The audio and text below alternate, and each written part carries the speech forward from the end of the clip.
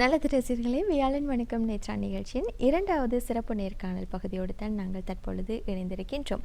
ஒவ்வொரு நாளும் எங்களுடைய சிறப்பு நேர்காணல் பகுதியின் மூலமாக உங்களுக்கு பயன் தரக்கூடிய வகையில் உங்களுக்கு பிடித்த, உங்களுக்கு தேவையான விழிப்புணர்வுகளை தரக்கூடிய வகையில் தான் இந்த அம்சம் உங்களுக்காக வழங்குவதற்கு நாங்கள் தயாராக இருப்பது ஒவ்வொரு நாளும். ஆகவே இன்றைய தினமும் எங்களுடைய கலையகம் அழைத்து வந்திருப்பவரும் உங்களுக்கு பரிச்சயமானவர், பழக்கமானவர், தெரிந்தவர், பல வருடங்களாக பார்த்து நீங்கள் ரசித்தவர் என்று கூட சொல்லலாம். சற்று எங்களோடு இன்று இணைந்திருக்கின்றார் தனியார் கூட்டு கம்பெனியின் செயல்பாட்டு முதன்மை அதிகாரியும் சிரேஷ்ட ஊடகவியலாளருமான திரு ஜே யோகராஜ் அண்ணா அவர்கள் தான் இன்று மோடி இணைந்திருக்கின்றார். வணக்கம் அண்ணா. வணக்கம். எப்படி இருக்கிறீங்க? இருக்கோம், பாக்கெட்டில் நல்லா தான் இருக்கோம். ரொம்ப சந்தோஷம் உங்களோட இந்த நிகழ்ச்சியில், இந்த தருணத்தில் உங்களை நேர்காணல் செய்வதற்கான சந்தர்ப்பம் கிடைத்தமைக்கு அந்த இறைவனுக்கும் எங்களுடைய தயாரிப்பாளருக்கும் நன்றியை தெரிவித்துக் கொள்கிறேன். எனக்கு இந்த சந்தர்ப்பத்தை வழங்கிய தயாரிப்பாளரும் உங்களுடைய நிர்வாகத்துக்கும் எனது முதற்கண் நன்றியை தெரிவித்துக் கொள்கிறேன். சரி, இன்று தினம் என்ன விடயம் தொடர்பாக பேச போகிறோம் என்பதை நாங்கள் சொல்லலாம் என்று நினைக்கின்றேன். ஒரு அலுவலகத்தை பொறுத்தவரையில் ஒரு அலுவலகத்தை தெரிவு செய்கின்ற ஊழியர்கள், அதே போல் அந்த ஊழியர்களை தெரிவு செய்யக்கூடிய அந்த நிறுவனத்தின் முகாமையாளர்கள், எப்படி இவர்களுடைய இந்த பங்களிப்பு, அந்த பொறுப்பு, கடமைகள் எவ்வாறாக இருக்கின்றது? ஊழியர்களை பொறுத்தவரையில் அவர்கள் இருக்கக்கூடிய பொறுப்புகள், கடமைகளை அவர்களை உணர்கின்றார்களா? அதே போல் அந்த ஊழியர்களை ஆட்சேர்ப்பு செய்கின்ற பொழுது அதற்கு அவர்கள் தகுதியானவர்களை எவ்வாறான முறையில் இனம் கண்டு கொண்டு அவர்களை வேலைக்கு ஆட்சேர்ப்பு செய்கின்றார்கள்? இவ்வாறு நிறைய குழப்பங்களில் சிலர் இருப்பார்கள். ஒரு தொழிலை தேடுகின்ற பொழுது அந்த தொழிலை எங்களுக்கு அந்த தகுதி இருக்கின்றதா அந்த நிறுவனத்தில் நாங்கள் இணைத்து அந்த தொழிலை செய்வதற்கு, அல்லது அந்த முகாமையாளரை பொறுத்தவரையில் அந்த ஊழியர் எங்களுடைய நிறுவனத்திற்கு பொருத்தமானவரா, அந்த வேலையை சரியாக நேர்த்தியாக செய்யக்கூடிய ஊழியரா என்பதை அடையாளம் கண்டு கொள்வது, இவ்வாறு நிறைய பிரச்சனைகள் இருக்கின்றது. இந்த பிரச்சனைகளுக்கு மத்தியில் தான் ஒரு சரியான ஒரு முகாமையாளரால் சரியானதொரு ஊழியரை தேர்வெடுத்து அந்த நிறுவனத்தின் தொடர்ச்சியாக அவரை வேலைக்கு அமர்த்த முடியும். சரி, இன்றைய தினம் என்ன தொடர்பாக பேச போகிறோம் அப்படின்னு சொன்னால், அலுவலக நிர்வாகம் எப்படி இருக்க வேண்டும் என்பது தொடர்பாகத்தான் சுருக்கமாக சொன்னால் கூற வேண்டும். சரி, இந்த அலுவலக நிர்வாகம் அண்ணா எப்படி இருக்க வேண்டும்? என்ன முறையில் இருக்க வேண்டும்? என்னென்ன விடயங்களை உள்ளடங்கி இருக்க வேண்டும்? இது ஒரு பெரிய கேள்வி. ஆனால் நாங்கள் சுருக்கமாக பதில் தருகிறேன். நான் அடுத்தடுத்த கட்டத்துக்கு நகர வேண்டும். ஒரு நிர்வாகம் என்பது லாப நோக்கத்தோடு மட்டுமல்லாமல் அங்கிருக்கின்ற ஊழியர்களுக்கும் ஒரு திருப்தியை, மன திருப்தியை வழங்கக்கூடிய வகையிலே அந்த சுற்றுச்சூழல் அமைய வேண்டும். கற்றல் நடவடிக்கை ஆட்சேர்ப்பாக இருக்கட்டும், கற்றல் நடவடிக்கையாக இருக்கட்டும், அவருடைய அன்றாட கர்மங்களாக இருக்கட்டும், இந்த கர்மங்களை சிறப்பாக செய்யக்கூடிய சூழலும் மன அமைதியும் அவருக்கு இருக்க வேண்டும். ஊழியருக்கு அதனை ஏற்படுத்தி கொடுக்க வேண்டிய பொறுப்பு அந்த நிர்வாக அதிகாரிக்கு இருக்கிறது. இப்பொழுது நான் ஒரு கூட்டு நிறுவனம், ஒரு குரூப் ஆஃப் கம்பெனியில் CW அல்லது சீஃப் ஆப்ரேட்டிங் ஆஃபீஸராக இருக்கிறேன். அப்படியானால் என்னுடைய பொறுப்புகள் சற்று அதிகம். அந்த இடத்தில் ஊழியர்களுடைய நலன்களை கவனிப்பதும் என்னுடைய ஒரு பொறுப்பாக இருக்கும். ஆக நிர்வாகம் வெறுமனே லாப நோக்கத்தை மட்டும் கொண்டு இயங்கக்கூடாது என்பது எங்களுடைய எதிர்பார்ப்பாக இருக்க வேண்டும். மற்றது உழைப்புக்கு சரியான மதிப்பு கொடுக்கக்கூடிய தன்மை இருக்க வேண்டும். இதை நான் அன்றாடம் சொல்லுவேன். தெய்வத்தால் ஆகாதது மெய்வருத்த கூலி தரும் என்று சொல்லுவோம். ஆக தெய்வத்தால் ஆகாதது கூட நாங்கள் உழைப்பால் எமது உடலை வருத்தி நாங்கள் பெற்றுக்கொள்ளலாம் என்பதுதான் அதன் அர்த்தம். ஆனால் இந்த உழைப்பும் புத்திசாலித்தனமான உழைப்பாக இருக்க வேண்டும். அப்படியான இங்கு பலர் உழைக்கிறார்கள், கடுமையாக உழைக்கிறார்கள். அவன் முன்னேறுவதற்கான வாய்ப்பு இல்லாமல் இருக்கிறது. அதற்கு என்ன காரணம் என்றால், அந்த உழைப்புக்கு ஒரு சரியான வழி அமையவில்லை, அல்ல புத்திசாலித்தனமான உழைப்பாக இல்லை. அதுதான் காரணம். எனவே அதனையும் ஏற்படுத்தி கொடுக்க வேண்டிய பொறுப்பு, வழிகாட்டலை கொடுக்க வேண்டிய பொறுப்பு அந்த நிர்வாக அதிகாரிக்கு இருக்கிறது என்றுதான் நான் சொல்லுவேன். சரி, ஒரு நிர்வாகத்தில் என்னென்ன பண்புகள் உள்ளடங்கி இருக்க வேண்டும்? முதலில் எங்களுடைய இப்பொழுது அந்த நிர்வாக அதிகாரிக்கு இருக்க வேண்டிய முதற்கண், அதாவது யாரை பார்த்து நான் பழக வேண்டும்? நிர்வாக அதிகாரியை பார்த்து பழக வேண்டும். இப்போ நிர்வாக அதிகாரிக்கு இருக்க வேண்டியது சுய ஒழுக்கம், ஆங்கிலத்திலே சொன்னால் செல்ஃப் டிசிப்ளின். சரி, அடுத்ததாக சுய கட்டுப்பாடு, ஆங்கிலத்திலே சொன்னால் செல்ஃப் கண்ட்ரோல். இந்த ரெண்டும் மிக முக்கியம். அதே போன்று நேரம் தவறாமை, அதோடு தன்னுடைய எடுத்துக்கொண்ட கர்மத்தை சிறப்பாக குறிப்பிட்ட நேரத்துக்குள் முடிக்கின்ற திறமை, இது ஒரு நிர்வாக அதிகாரிக்கு இருக்க வேண்டும். இதனைத்தான் நாங்கள் ஊழியரிடம் எதிர்பார்க்கலாம். என்னிடம் இல்லாததை என்னுடைய ஊழியரிடம் நான் எதிர்பார்ப்பது சரியல்ல. ஆக நான் எதனை எதிர்பார்க்கிறேனோ ஊழியரிடம், அதனை நான் என்னுடைய செயல்களாலும் சொற்களாலும் வெளிப்படுத்த வேண்டும். என்னுடைய செய்கை, என்னுடைய சொற்கள், என்னுடைய பேச்சால் அதனை வெளிப்படுத்தும் பொழுது அவர்களுக்கு சொல்லாமல் சொல்லுகின்ற ஒரு விடயம் இருக்கிறது. எப்போதும் இந்த காலத்திலே தேவி, உங்களை நான் எப்படி கூப்பிடலாம், கலாதேவியா அல்லது கலாதேவி, நாங்கள் உங்களுக்கு இந்த காலத்தில் யாரும் அட்வைஸ் பண்றதுக்கு எனக்கு பேர் பிடிக்காது, அறிவுரை சொல்லு. ஆக அதில் ஒரு நல்ல ஒரு மாற்று தீர்வு இருக்கிறது. என்ன மாற்று தீர்வு என்றால், நாம் நம்முடைய செய்கை மூலமாகவும் நம்முடைய சொற்கள் மூலமாகவும் செய்யும் வேலைகளை, பணிகளை செய்யும் பொழுது அதனை பார்த்து கொண்டிருப்பவர் அதனூடாக கற்றுக்கொள்கின்ற விடயம் இருக்கிறது. அதுதான் உண்மையான அறிவுரை என்று நான் இது புதிதாக ஆட்சேர்ப்புக்குள்ளாகின்ற ஊழியர்களுக்கு பொருத்தமானதாக இருக்கும் என்று நினைக்கிறேன். ஏனென்றால் பழைய ஊழியர்களை பார்த்து அவர்கள் பின்தொடரலாம் அல்லவா? அதிலே தன்னுடைய மேலதிகாரியை பார்த்து தான் பின்தொடர்கின்ற தன்மை பலருக்கு இருக்கிறது. மேலதிகாரி இடத்திலே குறை இருக்குமாக இருந்தால் அவர்கள் சொல்லுவார்கள், அவரிடம் குறை இருக்கும் பொழுது எம்மை எப்படி நீங்கள் தட்டி கேட்க முடியும் என்ற ஒரு கேள்வி வருகிறது. தார்மீக ஒரு வித்தியாசமான ஒரு கேள்வி வரும். எனவே அந்த விடயங்களுக்கு நாங்கள் தனியார் நிறுவனங்களிலே, என்னுடைய நிறுவனத்தில் இடம் வைப்பதில்லை. சரி, அப்ப நாங்கள் அதனை செய்யும் பொழுது சற்று கடுமையாகவும் இருக்கலாம். இப்ப நான் துணிச்சலாக ஒருவரை கடுமையாக பேசுகின்ற ஒரு சந்தர்ப்பம் வந்தால் பேசுவேன். ஏன்? அந்த அதிகாரம் எனக்கு இருக்கிறது. என் பக்கம் என் மடியில் கனமில்லை. நல்ல தமிழ்ல சொன்னார், என் மடியில் கனமில்லை. என் மடியில் கனமில்லாவிட்டால் நான் அவரை பேசுவேன். அவரும் சிந்தித்து பார்ப்பார், நான் இவரை சொல்றது கேட்டுத்தான் ஆகணும். ஏனென்றா இதுதான் அவர் செய்த பிழையை நாங்கள் சுட்டிக்காட்டி பேசலாம், அல்லது என்னுடைய பாடி லாங்குவேஜ், நான் சொன்னது என்னுடைய சொல்லாலும் செயலாலும் சுட்டிக்காட்டலாம், நீ செய்தது பிழை என்று. அவர் அதனை ஏற்றுக்கொண்டு அதனை திருத்த வேண்டும். திருந்தாவிட்டால், இப்போ தனியார் நிறுவனம் என்றால் திருந்தாவிட்டால் வெளியேற்றிருந்தார். அதுக்கு நாங்கள் சொல்லுவோம் ஆங்கிலத்தில் ஹையர் அண்ட் ஃபயர். நாங்கள் தகுதியானவர், திறமையானவர் என்று காணுமிடத்து அவரை உள்வாங்குவோம். அப்படி உள்வாங்கிய பின்னர் அவர் சொல்லப்பட்ட பணியை சரியாக செய்யாத விடத்து அவரை வெளியேற்றுவோம். இவ்வளவுதான் கதை. அதில் வேறு ஒன்றும் இல்லை. எங்களுக்கு எப்படி பார்த்தால் நிர்வாகத்துக்கு அடிப்படை நோக்கம் இருப்பது லாப நோக்கம். அப்போ லாபத்தோடு இந்த ஊழியர்களுடைய நலன்களை கவனிக்க வேண்டும். அவர்களுக்கும் கற்றல், அவர்களுக்கு கற்பித்தல், பயிற்சி எல்லாமே வழங்கப்படும். இந்த ஊழியர்களை பொறுத்தவரையில் புதிதாக ஆட்சேர்ப்பு செய்கின்ற பொழுதுன்னா எப்படி நீங்கள் இனம் காணுவீர்கள், எப்படி அடையாளம் கொண்டு கொள்வீர்கள்? உங்களுக்கு உங்களுடைய இந்த நிறுவனத்திற்கு அவர் பொருத்தமானவர், தகுதியானவர், சரியாக இந்த வேலைகளை பொறுப்புணர்வோடு செய்வார் என்று எப்படி நீங்கள் எடை போட்டுக் கொள்வீர்கள்? இப்போ கண்ணால் பார்ப்பதும் பிழை அல்லது பொய், காதால் கேட்பதும் போய் தீர விசாரித்தறிவதே மெய் என்று சொல்லுவார்கள். சரி, அப்ப நாங்கள் இப்ப இந்த ஒரு நேர்முக பரீட்சையிலே அவருடைய சுய விபர கொத்தி இருக்கிறது, அதை பார்த்திருப்போம். பார்த்த உடனே பலருக்கு பேப்பர் குவாலிஃபிகேஷன் இருக்கு, ஆனால் அனுபவம் இருக்காது. வேலை என்று வந்தால் அவருக்கு வேலை தெரியாது. அப்ப நாங்கள் என்ன செய்யறோம்னா, நேர்முக பரீட்சையிலும் கூட கண்ணால் பார்க்கறது மட்டும்தான் நடக்க போகுது. கண்ணால் பார்க்கிறோம், அவரோட பேசுவோம். பேச்சால் மட்டும் அவருக்குள் இருக்கின்ற திறமை அல்லது திறமையற்ற தன்மையை அடையாளம் கண்டுகொள்ள முடியாது. அப்படி என்ன, நான் ஜோதிடம் தெரிந்திருக்கவன், ஜோதிடக்காரருக்கு கூட அப்படி அடையாளம் காணக்கூடிய தன்மை இருக்கு. முகத்தை கண்டு நாங்கள் கண்டுபிடிக்கலாம், சில கேள்விகள் மூலம் கண்டுபிடிக்கலாம்.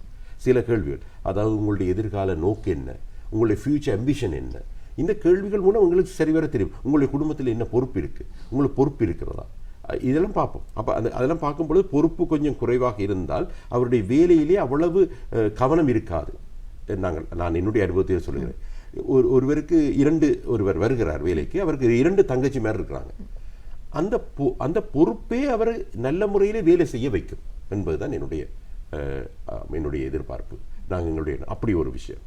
மற்றது உங்களுடைய எதிர்கால அம்பிஷன், முன்னாட்களிலே அவர் செய்த வேலைகள், அதாவது என்னென்ன வேலைகளில் அவர் ஈடுபட்டார். அப்போ அந்த வேலைகள்லாம் வேறு துறைகளை சார்ந்ததாக இருந்தால் நிச்சயமா ஒரு இடத்துல அவர் நிற்க மாட்டார். ஒரு இடத்துக்கு வருவோம், நிச்சயமா அவர் ஒரு இடத்துல நிற்க மாட்டார். நாங்கள் அதையும் பார்க்கணுமே, அவர் ஒரு இடத்துல நிற்பாரா இல்லையா, அப்போ அதை பார்ப்போம். அப்போ அதையும் பார்ப்போம். சரி, ஒரே துறையிலேயே வந்துட்டார்னு வைப்போம். அப்போ நாங்கள் அவருடைய எதிர்கால நோக்கு என்ன, இந்த துறையோடு இருக்கிறதா இல்லை வேறு துறையா? அப்போ அதுக்கு அவர் நல்ல பதில் சொல்ல வரும். அந்த பதில்களாலேயும் நாங்கள் ஓரளவுக்கு நாங்கள் கிரகிக்கக்கூடியதாக இருக்கு. நிச்சயமாக முக்கியமான ஒரு விஷயம் என்னென்னா, அவருக்கு குடும்ப பொறுப்பு, அவருடைய குடும்ப சூழலை வடிவம் விவரிக்கும் பொழுது எங்களுக்கு தெரியும் குடும்ப பொறுப்பு அதிகரிக்க அதிகரிக்க வேலையில் இருக்க நேர்த்தியும் பணியும் சிறப்பாமையும் என்பது என்னுடைய கருத்து. அது உண்மையாகவும் இருந்தது. நிர்வாக அதிகாரிகளை பொறுத்தவரையில் இந்த பொறுப்புகள் என்ன வகையில் அமைந்திருக்கின்றது? சரி, இப்போ ஒருவருக்கு நாங்கள் ஒருவரை ஆட்சியேற்கும் பொழுது அவரை ஒரு பொசிஷனுக்கு தான் எடுப்போம். சொல்லுவோமே நாங்கள் இப்போ அண்மையிலே நான் எங்களுடைய நிறுவனத்திலே நான் ஒரு ஊடக உதவியாளர் என்று கேட்டேன். அப்போ பல அப்ளிகேஷன் வந்தது. சிலர் சொன்னார்கள் நான் ஃபேஸ்புக்கில் வேலை செஞ்சுருக்கேன், சில பேர் சொல்லுகிறார் நான் டிக்டாக் செய்வேன், சில பேர் சொன்னார்கள் நான் ஊடக நிறுவனத்திலே ஒரு ரிப்போர்ட்டராக ஒரு செய்தி நிறுவனம் இருந்திருக்கேன். எப்படி இருந்தாலும் ஊடகத்தில் எப்படி இருக்க வேணும், அதுக்கென்று ஒரு பக்குவம் இருக்குது, தனித்திறமை இருக்குது, ஆளுமே இருக்குது. அந்த விடயங்கள் இருக்கிறதான்று அவருடைய பேச்சிலே நான் கண்டுகொள்வோம். அப்போ பார்க்கல எங்களுக்கு தெரியும். மற்றது வேலையில் ஆட்சேர்க்கப்படும் பொழுது ஒரு பிடிஎம், நாங்கள் இப்போ பிஸ்னஸ் டெவலப்மெண்ட் மேனேஜர்னு சொல்லுவோம், அவரை உள் வாங்கும் பொழுது அவர் அந்த பொசிஷனுக்கு எடுத்தால் நாங்கள் உடனடியாகவே அவருடைய அப்பாயின்மெண்ட் லெட்டரோடைய ஒரு ஜாப் டிஸ்கிரிப்ஷனை கொடுத்துருவோம். அதாவது அவருக்கு பணிக்கான ஒரு வழிகாட்டல், அப்போ அவருடைய பணிகள் என்று சொல்லி, அப்போ அந்த பணிகளை அவர் ஆற்ற வேண்டும். அப்போ அதை பார்த்துட்டு அவர் ஆற்ற வேண்டும். அப்போ ஜாப் லிஸ்ட், அவர் அந்த ஜாப் டிஸ்கிரிப்ஷனை சரிவர செய்யாவிட்டால் அவருக்கு அந்த ப்ரொவிஷன் பீரியட் இருக்குது, ஒரு 6 மாதம் நாங்கள் ப்ரொவிஷன் கொடுப்போம். அந்த ப்ரொவிஷனில் அவர் அதை சரியாக செய்ய வேணும். அதுதான் எங்கள் எதிர்பார்ப்பு. அல்லது கற்றுக்கொள்ளணும், கற்றுக்கொண்டாவது செய்ய வேணும். அப்படி சிறப்பாக செய்யும் இடத்து அவரை நாங்கள் கன்ஃபார்ம் பண்ணுவோம். கன்ஃபார்ம் பண்ணும் பொழுது அவருக்கு ஓரளவு சம்பள உயர்வும் கிடைக்கும். அப்போ இந்த விடயங்களை அப்போ அவருக்குரிய சுற்றுச்சூழலை உருவாக்க வேண்டியது எங்களோட பொறுப்பு. அவருக்கு கண்டு ஒரு சின்ன கதிரை, அவருக்கு கண்டு ஒரு கியூபிக்கல் அல்லது ஒரு பார்ட்டிஷன் பண்ணப்பட்ட ஒரு பகுதி, அதை வைத்து அதிலே அவருக்கு கம்ப்யூட்டர் தேவையான கம்ப்யூட்டர் வைத்து அவருக்கு ஒரு இன்டர்காம்க்கு ஃபோன் பண்ணுவேன், அதையும் வச்சு நாங்கள் அந்த வசதியை செய்து கொடுப்போம். அப்போ நிறுவனத்தால் நாங்கள் செய்ய வேண்டிய கர்மங்களை அடிப்படை செஞ்சே ஆகணும். அதை நாங்கள் செய்வோம். அப்போ நான் அதை பார்ப்பேன். முக்கியமாக அவருக்கு அந்த இடம் எல்லாம் கொடுக்கப்பட்டிருக்கா, ரைட், இடக்குறுக்க போய் கேட்போம், உங்களுக்கு கிடைச்ச இடம் சௌகரியமா, அதெல்லாம் நாங்கள் கேட்டுக்கொள்ளும். மிச்ச விஷயம் எல்லாம் அவருடைய கையில் தான் இருக்கு. அவருக்கு ஜாப் டிஸ்கிரிப்ஷன் கொடுத்து இந்த வேலையை பாருங்க. அப்போ ஆரம்பத்தில் சில தடுமாற்றங்கள் வரலாம், ஆனால் நாங்கள் அதை மன்னிச்சு விடுவோம். ஆனால் பிறகு போய்க்குள்ள சேல்ஸ் டார்கெட்டை எட்டே இல்லை, சேல்ஸ் டார்கெட்னா விற்பனை இலக்குகள் எட்டே இல்லை, சில பொருட்களை விற்பனை செய்யவில்லை, சரியாக விற்பனை செய்யலை, அல்லது அவருடைய கர்மத்தை சரியாக ஆற்றவில்லைன்னா நாங்கள் ஒரு சின்ன ஒரு எச்சரிக்கையை விடுப்போம். இது நீங்கள் இந்த இடத்துல பிழைக்கிறீங்க என்று சொல்லுவோம். அப்போ அப்படியே பார்த்து கொண்டு போய் நாங்கள் எல்லாத்தையும் பாயிண்ட்ஸ் ஃபார்மில் இவல்யூஷனோடு செய்வோம். அவருடைய செயல்பாடுகளுக்கான ஒரு மீளாய்வு. அந்த மீளாய்வில் நாங்கள் எங்களோட கம்ப்யூட்டரில் நாங்கள் அதை போட்டுக்கொள்வோம். மீளாய்வு பார்த்து பார்ப்போம். சரி, பிறகு பார்ப்போம், நீங்கள் உங்களோட நேர்முக பரீட்சையில் சொன்ன அந்த உறுதிமொழிகள் இங்கே நிறைவேற்றப்படையில்லை. நீங்கள் சொன்னது, இப்போ நான் இந்த வேலைக்கு வந்தால் நான் இந்த விஷயங்களை செய்வேன் என்று சொன்னீங்க. நாங்கள் பார்த்தோம் மூமெண்ட்டு நிச்சயம், ஆனால் சில விட செய்யலை. அப்போ நாங்கள் எங்களோட நிறுவனத்துக்கு அது பாதிப்பாக இருக்கும். ஏன், அது மேலதிக செலவு உண்டு. சம்பளம்ன்றது மேலதிக செலவு.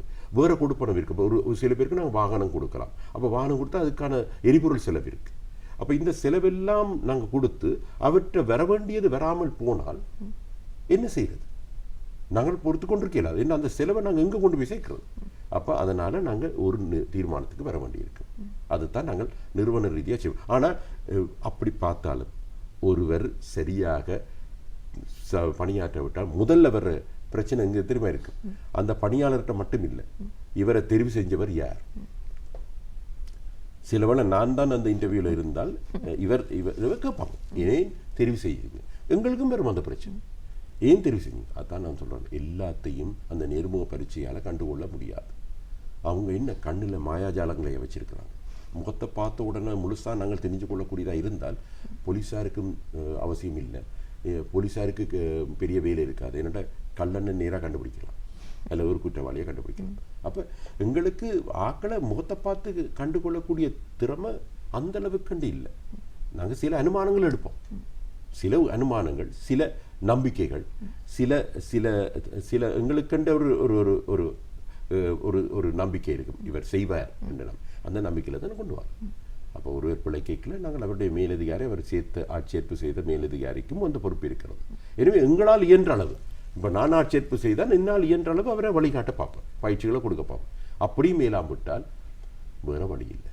நாங்கள் என்னென்ற ஒரு விஷயம் இருக்குது, செலவுகளை கட்டுப்படுத்தணும். அப்போ ஏதோ ஒரு இடத்துல அதுக்கு ஒரு முற்றுப்புள்ளி வச்சே ஆகணும். அந்த முற்றுப்புள்ளி என்றது அவரை மிகவும் பக்குவமாக சொல்லி வெளியேற்றுறது தான் முற்றுப்புள்ளி. இதுதான் சரி. இதேபோல் வந்து இப்போ தொடர்ச்சியாக ஒரே வேலையை தொடர்ச்சியாக செய்கின்ற பொழுது அந்த வேலையில் ஒரு விருப்பமின்மை அல்லது சலிப்புத்தன்மை அப்படி ஏற்படலாம். ஆகவே இந்த ஊழியர்களை பொறுத்தவரையில் தொடர்ச்சியாக ஒரே கருமத்தை வந்து வருடக்கணக்காக ஒரே வேலை செய்கின்ற பொழுது சில நேரங்களில் வெறுப்புகள் கூட வரலாம். தங்களுக்கென்ற ஒரு ப்ரொமோஷன் கிடைக்கல அப்படிங்கிற ஒரு எண்ணம் வரலாம். ஆகவே இந்த ஊழியர்களை எவ்வாறான முறையில் வந்து ஊக்கப்படுத்தலாம்? ஊக்கப்படுத்துறதுக்கு ஒரு விடயம் இருக்கிறது. இப்போ இடையில போனஸ் கொடுத்தல், மேலதிக பணம். இரண்டாவது அவையில ஒருக்கா இருந்துட்டு ஒரு ட்ரிப்புக்கு கொண்டு போய் அவைகளுக்கு கொஞ்சம் ஒரு குழுவாக செயல்படுறது, அப்படி ஒரு டீமா அப்படி செயல்படுறது, அவைகளுக்கு சில விஷயங்களை சொல்லி அவைகளுக்கு கலைத்திறமை இருக்கலாம், திறமைகள் இருக்கலாம், வேறு ஆளுமைகள் இருக்கலாம். அதில் அடையாளம் கண்டு கொள்றதுக்கு அந்த ட்ரிப்புகள் அல்லது அந்த சுற்றுலாக்கள் எங்களுக்கு உதவியாக இருக்கு. அப்போ அவையில் சொல்லிடும், நாங்கள் இதை கண்டு கொண்டிருக்கிறோம், இந்த விஷயம் மிக அருமையாக இருக்குது. அப்போ எங்களுக்கு தெரியும், வந்த பிறகு அந்த சுற்றுலா முடிச்சுட்டு வந்த பிறகு நாங்கள் அவங்களுக்கு அந்த பணியும் சேர்த்து கொடுக்கலாம். அப்போ எங்களுக்கு அது ஒரு அருமையான. நான் அதே போல் நீங்கள் சொன்னபடி ஒரே வேலையை நாங்கள் திரும்ப கொடுக்க போகிறதில்லை. அவர் ஒரே வேலையை செஞ்சு கொண்டிருந்தாலும் ஆரம்பத்தில் அவர் நல்லா செய்யும் இடத்து நாங்கள் வேறு சில வேலைகளையும் ஒப்படைப்போம். அப்போ அவருக்கு பலதரப்பட்ட வேலைகள் இருக்குது, அது நல்ல. மற்றது திடீரென்று இப்போ எங்களுக்கு இப்போ சில பேர் இப்போ எங்களுக்கு எரிபொருள் செலவு இருக்குது, பொருளாதார கஷ்டங்கள் இருக்குது. அப்போ அப்படி என்ன ஒருவர் வந்து வேலை இப்போ வெளியில் நாங்கள் வேலை எடுக்கிறது கொஞ்சம் கஷ்டம். நான் உண்மையை சொல்கிறேன். நாங்கள் சல்லடை போட்டு தான் நாங்கள் தேடுவோம் ஒரு ஆள். அப்படி இல்லைன்னா நாங்கள் எங்களுக்குள்ளேயே சமாளிச்சுக்கொள்ளும். அப்படி என்ற ஒருவர் வந்து விலகி போகிறான்னு வைங்களேன், விலகி போனால் அவருடைய பணியை யார் செய்கிறது? இருக்கிற ஆக்களுக்கு அதை சொல்லிக் கொடுக்கும். சொல்லி கொடுத்து போட்டு அவர் செய்கிறாருன்னு பார்த்துட்டு ஒரு 2-3 மாதம் போகணுன்னா அவருக்கு ஒரு சின்ன ஒரு சம்பள உயர்வை கொடுப்போம். அப்போ எங்களுக்கு செலவு கட்டுப்படி ஆகுது. ஏனென்றால் ஒருவருக்குரிய முழு சம்பளத்தை கொடுக்கறத விட இவருக்கு ஒரு சின்ன ஒரு மேலதிக அதிகரிப்பை கொடுத்து நாங்கள் இவர் மூலமாக அந்த வேலையை செய்விக்கிறது எங்களுக்கு நன்மைகளும் நன்மை. இப்படியெல்லாம் இருக்கு எங்களுக்கு யுக்தி முறைகள், அணுகுமுறைகளை நாங்கள் பின்பற்றுவோம். ஆக மொத்தம் எங்களுடைய சனத்தொகை ஆள் சனத்தொகை கொஞ்சம் குறைவாக இருந்தாலும் எல்லாரையும் ஆல்ரவுண்டர்ஸாக வச்சிருக்கிறது உண்மையிலே ஒரு நிறுவனத்துக்கு அருமையிலும் அருமை அல்லது நன்மையிலும் நன்மை என்று தான் நான் சொல்லுவேன். இப்போ பார்த்தமா இருந்தான்னா வீட்டில் இருக்கும்போது வீட்டில் வந்து நாங்கள் சுதந்திரமாக இருப்போம். நினைச்ச நேரத்தில் வந்து உணவுகளை வந்து உட்கொள்ளலாம், நினைச்ச உடனே ஒரு டீ குடிக்கணும் அல்லது தேநீரையாக இருந்தணும் அல்லது ஒரு குளிர்பானத்தை குடிக்கணும்னு ஆசை வந்ததா அந்த நேரத்தில் செய்யலாம். அல்லது கையெடுக்க தொலைபேசியில் யாரோடாவது பேசணும் அல்லது ஏதாவது ஒரு விஷயங்களை சமூக வலைத்தளம் மூலமாக வந்து நினைஞ்சிட்டு இருக்கணும் அப்படின்னு யோசிச்சா அந்த சுதந்திரமாக வந்து அந்த ஃப்ரீடம் வந்து எங்களுக்கு இருக்குது. ஆனால் தொழில் ரீதியாக பார்க்கின்ற பொழுது, நாங்கள் ஒரு ஊழியராக இருக்கின்ற பொழுது அவர்களுக்கென்று நிறைய பொறுப்புகள் கடமைகள் இருக்கின்றது. ஆகவே நிறைய ஊழியர்களை பொறுத்தவரையில் எங்களுக்கு சுதந்திரம் வேண்டும் என்ற ஒரு எண்ணம் அவர்களுக்குள் இருக்கின்றது. அவர்களுக்கு என்ன மாதிரியான ஆலோசனைகளை வழங்கலாம்? இப்போ சுதந்திரம் என்றது இன்னொருவருக்கு எந்த தீங்கும் ஏற்படாத வகையிலே செயல்படுதல் என்பதுதான் அந்த சுதந்திர கட்டமைப்பு. அப்போ அந்த சுதந்திர கட்டமைப்பு ஒரு வேலை ஸ்தலம் வரைக்கும் அங்கே ஒரு சுதந்திர கட்டமைப்பு இருக்குது, இல்லைன்னு சொல்லல. ஆனால் அந்த வேலை பழுவ அந்த பணியை ஒழுங்காக செய்யும் இடத்துல அவருக்கு ஒரு சுதந்திரம் ஓரளவு அனுபவிக்கக்கூடியதாக இருக்கு. அப்போ நேரத்துக்கு வருதல், சுய கட்டுப்பாடு, சுய ஒழுக்கம், இதெல்லாம் அந்த பணியிலே இருக்குது. வீட்டில் இருந்தால் அந்த சுய கட்டுப்பாடு, சுய ஒழுக்கம் எல்லாம் தேவையில்லை. விருப்பமான நேரத்தில் வேலை செய்யலாம், சாப்பிடலாம். ஆனால் இங்கே அந்த குறிப்பிட்ட நேரத்தில் வேலை செஞ்சால் எங்களுக்கு அந்த விற்பனை ஆகும். விற்பனை நடந்தால் தான் எங்களுக்கு அந்த என்ன சொல்றது லாபம் கிடைக்கும். அப்ப அப்படி கிடைச்சாதான் அவருக்கு சம்பளம் கிடைக்கும். எல்லாத்தையும் நாங்கள் ஒன்றுக்குள்ள ஒன்று இணைக்கலாம். அப்ப இது நடக்காம இருக்கும். வேறு விரும்பிய நேரத்தில் போய் பொருட்களை விற்கிறதையும் விரும்பிய நேரத்தில் போய் அந்த வேலையை செய்யறதுலையும் எந்த ஒரு அர்த்தமும் எந்த ஒரு பலனும் கிடைக்காது. அதுக்கு தான் நாங்கள் இந்த ஜாப் டிஸ்கிரிப்ஷன் கொடுத்துருக்கோம், டார்கெட்டை கொடுப்போம். அப்போ அந்த வேலையை அவர் செய்யணும். அப்போ அவர் அதை வந்து ஒரு சுதந்திர கட்டுப்பாடுன்னு நினைச்சால் பிழை. என்றால் அந்த கட்டுப்பாடு அவர் கட்டுப்பாட்டுக்கு அவருக்கு கிடைக்கிற வருமானம் என்ன? அவருக்கு கிடைக்கிற வருமானம் வந்து சம்பளம். நான் என்னுடைய சுதந்திரத்தில் ஓரளவு ஒருத்துக்கொண்டு நான் சில விஷயங்களை செய்கிறதாக இருந்தால் எனக்கு அதுக்கு ஏதாவது ஒரு லாபம் கிடைக்குமா இருந்தால் அந்த வேலையை நான் செய்யறதுல தப்பில்லை. அதைத்தான் நாங்கள் வேலை ஸ்தலத்தில் செய்கிறோம். சில சுதந்திர கட்டுப்பாடு இருக்குது. நேரத்துக்கு வரணும், நேரத்துக்கு போகணும். லஞ்ச் பீரியட்ண்டா ஒரு மதிய பூசண இடைவெளி என்றால் அந்த குறிப்பிட்ட நேரத்துக்கு முடிச்சு கொண்டு வரணும். அப்போ சில பேர் வந்து கூடுதலான நேரம் எடுப்பாங்க லஞ்ச் எடுக்க. அப்போ நாங்கள் கேட்போம், என்ன இப்போ லஞ்சை நீங்கள் என்ன செய்கிறீங்க, லஞ்ச் சமைக்கிறீங்களா அல்லது என்ன செய்கிறீங்கன்னு கேட்போம்.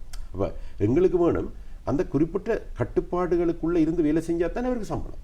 கட்டுப்பாடுகள் மீறி போகும் பொழுது அவருக்கு சம்பளம் கிடைக்காதுன்னு யோசிக்கணும். அவர் யோசிக்கணும், நான் இங்கே வந்தது ஒரு சில நீங்கள் சொன்ன போல அந்த வீட்டில் இருக்கிற ஒரு சில சுதந்திரங்கள் இங்கே கிடைக்காது. அதனை நான் என்னுடைய அர்ப்பணிப்பாக செய்து அதுக்குத்தான் இங்கே வேலை, அந்த வேலையை செய்து தான் எனக்கு சம்பளம் கிடைக்கும். நான் அந்த அர்ப்பணிப்பும் செய்யாமல் வீட்டில் இருக்கிற மாதிரியே எங்கே வந்து இருந்தால் எந்த ஒரு பிரயோசனம் இருக்காது, யாருக்கும் கிடைக்காது, நிறுவனத்துக்கும் கிடைக்காது, அவருக்கும் கிடைக்காது. ஆக அப்போ நாங்கள் பார்க்குற அந்த கட்டுப்பாடு இருந்து தான் ஆகும். அப்போ அந்த இது இது இது இது மிக முக்கியமான ஒரு விடயம். ஒருவர் உழைக்க வேண்டும், கடுமையாக உழைக்க வேண்டும் ஊழியர், அவருக்கான வழிமுறைகளை சொல்லிக் கொடுப்போம். நீங்கள் சொன்ன மாதிரி இந்த என்ன சொல்கிறது மோட்டிவேஷன் ஒர்க், என்ன ட்ரைனிங் கொடுப்போம், ட்ரிப்ஸுக்கு கூடியோன்னு போவோம், ஃபாரின் ட்ரிப்ஸுக்கு கூட கூடியோன்னு போவோம். அப்போ எல்லாம் செய்வோம். அப்போ எல்லாம் செஞ்ச பிறகு அவர் வேலை செய்யாமல் இருந்தால் என்ன செய்யும்? அப்போ அந்த உழைப்பை நாங்கள் எதிர்பார்க்குறோம். அவர் மோட்டிவேட் பண்ணிவிட்டு இங்கே வந்தோடனே கூட உழைக்கணும். அதை நாங்கள் கிணப்பிட்டு கண்டிருக்கோம் உழைக்கிறேன். அப்போ உழைப்போடு சேர்ந்து அவர்கிட்ட நாங்கள் எதிர்பார்க்குறது என்னென்னா, உழைப்பு மட்டுமல்ல, புத்திசாலித்தனத்தோடு கூடிய உழைப்பாக இருக்கவன். அது மட்டுமல்ல, கொஞ்சம் அதிர்ஷ்டமும் இருக்கும். அது இருக்கும். அதிர்ஷ்டம் இல்லாமல் எவ்வளவு புத்திசாலித்தனமாக உழைச்சாலும் சில வேளை சில விஷயங்கள் கைகூடாது. புதிதாக ஆட்சேர்க்கப்பட்ட ஊழியர்களுக்கு பயிற்சி நெறிகள் வழங்கப்படுகின்றது. அவர் ஒரு ஊழியராக இருக்கின்ற பொழுது சில நாட்களில் சில நேரங்களில் அவராக நினைத்து வேலையை விட்டு நீங்கலாம், அல்லது அந்த முகாமைத்துவம் அவரை நீக்கலாம். இது நிர்வாகத்தின் குறைபாடா அல்லது அந்த ஊழியரின் குறைபாடா?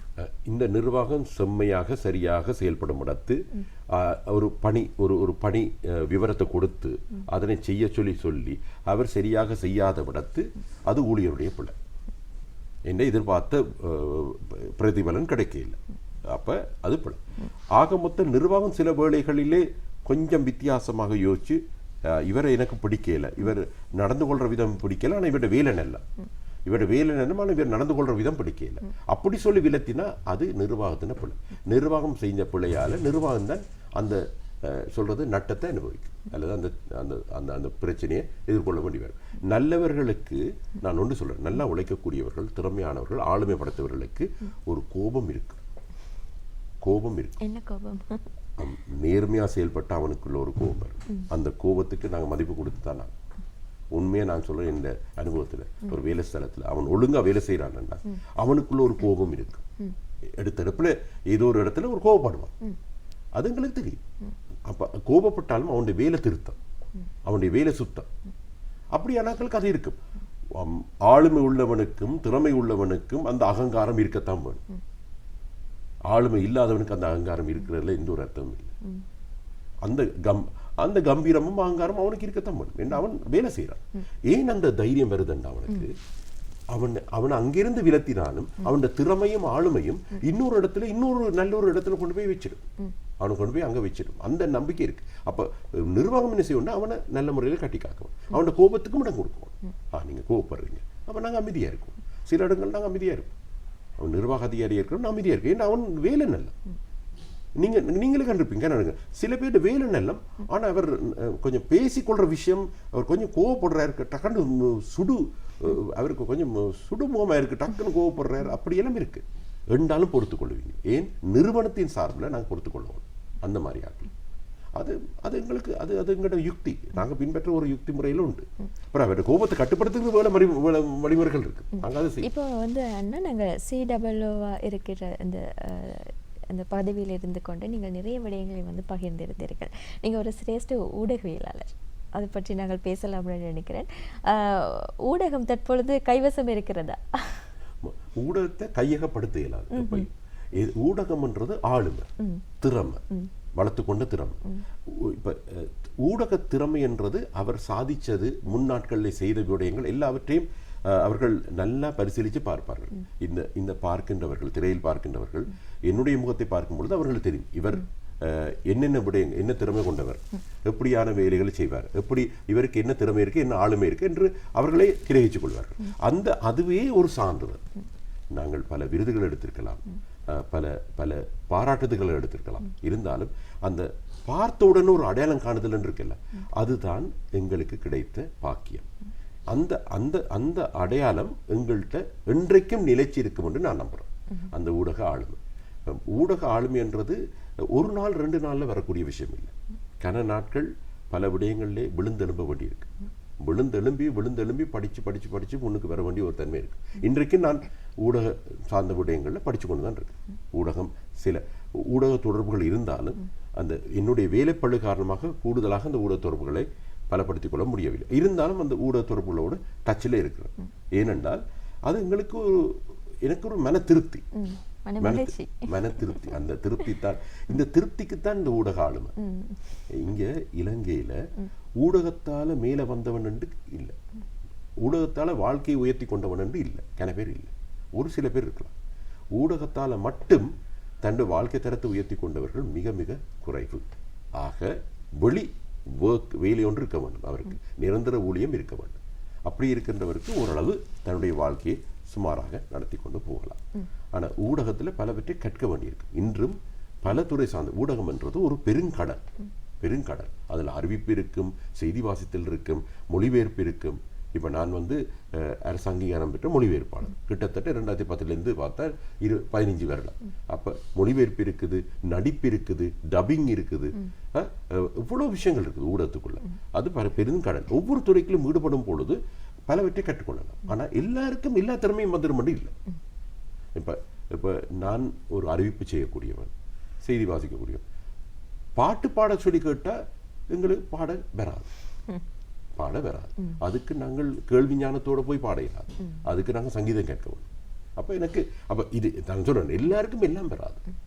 ஆனால் இருக்கின்ற விடயங்களை அந்த ஆழமாக கற்றுக்கொண்டு அதை எங்களுடைய கைவசம் வைத்துக் கொள்றது தான் ஊடகவியலாளருக்கு இருக்கக்கூடிய, ஒரு நல்ல ஊடகவியலாளருக்கு இருக்கக்கூடிய பொறுப்பாக இருக்கும்னு நம்புறேன். சரி, நிறைய விடயங்களை பேசிக்கொண்டிருக்கிறோம். இன்னும் நேரம் இருந்தால் இன்னும் நிறைய விடயங்களை கேட்கணும் அப்படிங்கிற ஆசை என்னிடம் இருக்கிறது. இருந்தாலும் நேரம் போதவில்லை. நேரம் சரியாக பார்த்தோம்னா நிகழ்ச்சியை நிறைவு செய்வதற்கான நேரம் நெருங்கிவிட்டது என்று தான் சொல்ல வேண்டும். அலுவலக நிர்வாகம் எப்படி இருக்க வேண்டும் என்ற கேள்விக்கு நிறைய பதில்கள் உங்களுக்கு கிடைத்திருக்கும். ஒரு ஊழியராக இருப்பீர்களாக இருந்தால், ஒரு முகாமையாளராக இருப்பீர்களாக இருந்தால், இரண்டிற்குமே உங்களுக்கு சரியான ஒரு பதில் கிடைத்திருக்கும் எங்களுடைய நிகழ்ச்சியின் மூலமாக என்று நான் எதிர்பார்க்கின்றேன். சரி, இன்றைய மோடி இணைந்திருந்தால் தனியார் கூட்டு கம்பெனியின் செயற்பாட்டு முதன்மை அதிகாரியும் சிரேஷ்ட ஊடகவியலாளரும் திரு ஜே யோகராஜ் அண்ணா அவர்கள் தான் இன்றைய மோடி இணைந்திருந்தார். அவருக்கு மனமார்ந்த நன்றிகளை தெரிவித்துக் கொள்கின்றோம். ரொம்ப நன்றி அண்ணா. இந்த சந்தர்ப்பத்தை வழங்கிய உங்களுக்கும் இந்த நிர்வாகத்தும் தயாரிப்பாளருக்கும் எனது நன்றிகள். நல்லது ரசிகர்களே, இந்த அளவிலோடு நிகழ்ச்சியிலிருந்து விடைபெற்று செல்வதற்கு தயாராக இருக்கின்றோம். இன்று எங்களுக்கு உதவி புரிந்த கேமராமேன் மற்றும் ஒளிப்பணி கலைஞர்கள், டெக்னிக்கல் ஆஃபீஸர்ஸ் எல்லாருக்கும் மனமார்ந்த நன்றிகளை தெரிவித்துக் கொள்கின்றோம். அதேபோல் எங்களுடைய நிகழ்ச்சி தயாரிப்பாளர் மா கேசவன் அவர்களுக்கும் மனமார்ந்த நன்றிகளை தெரிவித்துக் கொண்டு இன்னும் ஒரு நிகழ்ச்சியின் மூலமாக சந்திக்கும் வரை நன்றி, வணக்கம்.